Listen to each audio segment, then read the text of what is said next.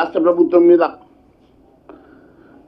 ఎన్ని ఆరోపణలు చేసినా, ఎన్ని రకాల అవినీతి అంశాలను బయటపెట్టినా, ఎన్ని కుంభకోణాలు బయటపెట్టినా ఈ రాష్ట్ర ప్రభుత్వ పరిస్థితి దున్నపోతు మీద వాన పడ్డట్టుగా ఉన్నది. చెవిటోడికి శంఖమూదినట్టుగా ఉన్నది. అసలు ఈ తెలంగాణ రాష్ట్ర ప్రభుత్వంలో అసలు నిజంగా కూడా పాలన ఉన్నదా, పారదర్శకత ఉన్నదా, జవాబుదారీతనం ఉన్నదా అర్థం కానటువంటి దుస్థితిలో ఈ రాష్ట్ర పాలన.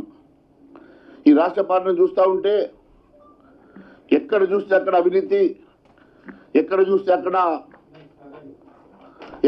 అక్కడ అవినీతి, చీకటి ఒప్పందాలు పూర్తిగా ఈ పాలన చీకటమయమైన ఆయన సంగతిని తెలియజేస్తా ఉన్నాను. రాష్ట్ర జీవోలు, రాష్ట్ర ఒప్పందాలు, చీకటి కోణాలు, చీకటి ఒప్పందాలు, ప్రజాస్వామ్యంలో కనీసం జవాబుదారీతనం లేని,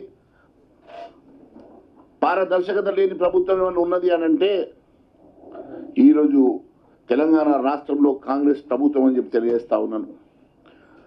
పేరుకు ప్రజాపాలనను పెట్టారు.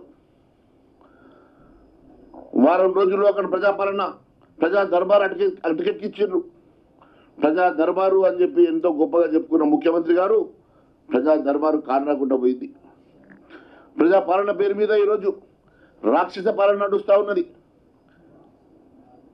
ప్రజాపాలన పేరు మీద ఈరోజు తెలంగాణ రాష్ట్రంలో రేవంత్ బాబా 11 మంది దొంగలు, రేవంత్ బాబా 11 దొంగల మాదిరి ఎవరికి వాళ్ళ కౌంటర్లు, ఎవరికి వాళ్ళ ఆలోచనలు.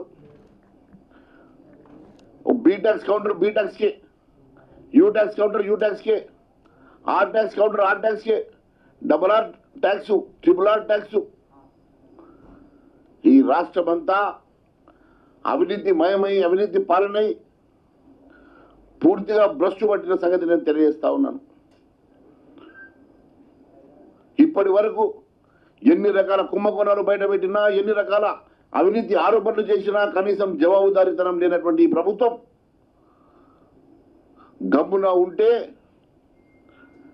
ఎవరు మాట్లాడడం లేదు, ఎవరు పట్టించుకోరని అనుకుంటున్నారు.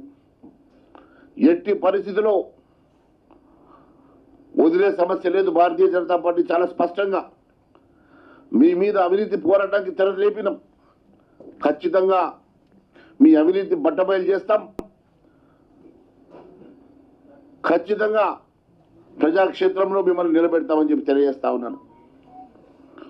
ఎన్ని రకాల అవినీతి, మొన్నటికి మొన్న నేను 2 రోజుల క్రితం చెప్పినటువంటి టెండర్ అంశంలో కూడా కేంద్ర ప్రభుత్వం ఇచ్చినటువంటి నిధుల ద్వారా, అమృత్ నిధుల ద్వారా వచ్చినటువంటి నిధులు మీ ఇష్టానుసారంగా గ్లోబల్ టెండర్లు పెట్టకుండా, పారదర్శకత లేకుండా గ్లోబల్ టెండర్ల ద్వారా ఇవే టెండర్లు, గ్లోబల్ టెండర్ పెడితే ఈరోజు నేను ఛాలెంజ్ చేస్తా ఉన్నాను, 30% తక్కువకి ఈ పనులు చేయించడానికి నేను సిద్ధంగా ఉన్నాను, లేకుంటే రాజకీయాల నుంచి తప్పుకోవడానికి సిద్ధంగా ఉన్నాను. దానికి నువ్వు సిద్ధమని అడుగుతున్నా. ఇష్టానుసారంగా భారీగా అంచనాలు పెంచి, విపరీతంగా రేట్లు భారీగా అంచనాలు పెంచి దాదాపు 1200 కోట్ల రూపాయలు, ఈ 3500 కోట్ల రూపాయల్లో 12,000 కోట్ల రూపాయల కుంభకోణం. ఈ అవినీతి సొమ్ముతోనే కదా నువ్వు మొన్న ఎంపీ ఎలక్షన్లు కొట్టాడింది. ఈ అవినీతి సొమ్ముతోనే కదా నువ్వు నీ అభ్యర్థులకు విపరీతంగా డబ్బులు వంచింది.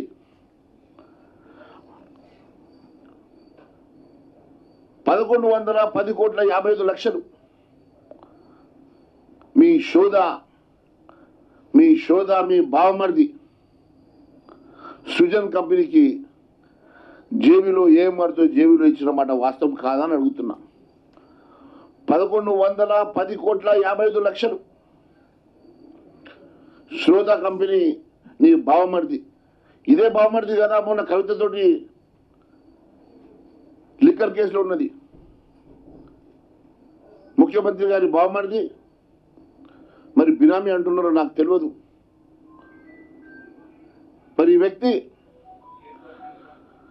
అటు కేటీఆర్ తోటి కవితమ్మతోటి ఉంటాడు, మరి ఇక్కడ నీతోటి ఇంత పెద్ద కాంట్రాక్ట్ తీసుకుంటాడు నీ బామ్మర్ది.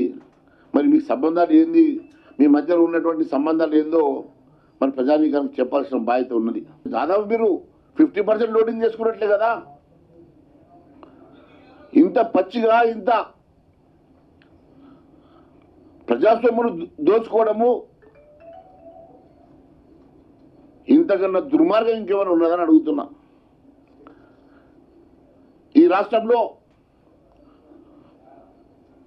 పట్టపగలే దొంగలు పడ్డరు, ఈ రాష్ట్రంలో దొంగలు పడ్డరు, ఈ రాష్ట్రంలో దోపిడీ చేస్తూ ఉన్నారు. కనీసం రాష్ట్ర ప్రభుత్వం కళ్ళు మూసుకున్నదా, లేక రాష్ట్ర ప్రభుత్వం నిజంగా వాళ్ళతోటి కొల్లుడైందా? ఎట్టి పరిస్థితుల్లో మీరు చేసినటువంటి ఈ అవినీతిని వదిలే సమస్య లేదు. దీనికి మీరు వెంటనే మేము డిమాండ్ చేస్తూ ఉన్నాం, ఈ అవినీతి టెండర్లను క్యాన్సిల్ చేయాలని చెప్పి మేము డిమాండ్ చేస్తూ ఉన్నాం భారతీయ జనతా పార్టీ తరఫున. ఈ అవినీతి టెండర్ను రద్దు చేసి గ్లోబల్ టెండర్కి పిలవాల్సిందిగా మేము డిమాండ్ చేస్తూ ఉన్నాం. దాని ద్వారా 1200 కోట్ల రూపాయలు రాష్ట్ర ఖజానాకి కేంద్ర ప్రభుత్వం ఇచ్చిన నిధులకి మిగులుతాయని చెప్పేసి నేను తెలియజేస్తా ఉన్నాను. పూర్తిగా దొంగ జీవోలతోటి, పూర్తిగా టెండర్లు, దొంగ టెండర్లతో, టెండర్ నోటీసులు ఎక్కడ పబ్లిక్ డొమైన్లో పెట్టకుండా చీకట్లో ఒప్పందాలు చేసుకొని, చీకట్లో మాట్లాడేసుకొని వేల కోట్ల రూపాయలు దోచుకోవడం అనేది, ఈ ప్రజాస్వామ్యం దోచుకోవడం అన్నది ఇంతకన్నా దుర్మార్గం, దౌర్భాగ్యం ఇంకోటి లేదు అని చెప్పి నేను తెలియజేస్తా ఉన్నాను. మరి ఈ రకంగా ఈ రాష్ట్ర ఖజానాను దోస్తున్నటువంటి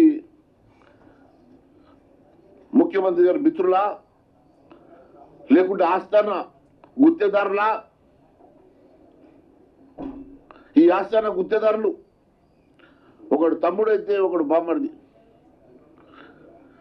ఇంకొకడు ఆంధ్ర గుత్తేదారులు. గతంలో అంటివి తెలంగాణలో గుత్తేదారులు లేరాంటివి.